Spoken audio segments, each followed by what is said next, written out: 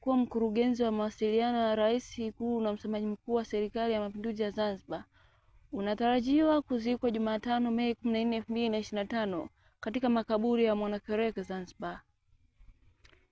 Kwa mujibu wa ratiba ya serikali iliyotolewa na kitengo cha mawasiliano ya Rais Ikulu Zanzibar, mwili wa marehemu utatolewa katika hospitali ya Mloganzila na kupelekwa nyumbani kwake Kibamba CCM Mei 12, 2025 saa 10 jioni kwa ajili ya maombolezo.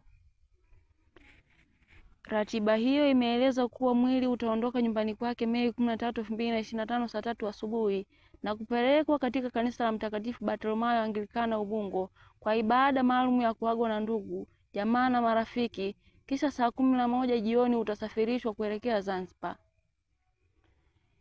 Mwili wa marehemu utapokewa bandarini saa 12 jioni na kupelekwa nyumbani kwao Makadara, wilaya ya Mjini, mkoa wa Mjini Magharibi Zanzibar, na saa 1 usiku zitakuwa ni sala na nyimbo za maombolezo. Jumatano Aprili 14, 2025 kati ya saa 4 hadi saa 5:30 asubuhi mwili wa marehemu utatolewa nyumbani kwake na kupelekwa ukumbi wa zamani wa Baraza la Wawakilishi Idris Abdulwakar.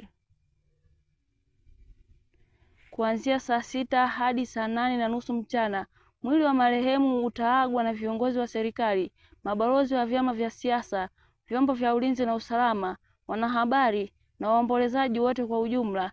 Kisha msafara utaelekea katika makaburi ya Mwanakwerekwe kwa ajili ya maziko. Sifa Mwakasege, Kankono Media.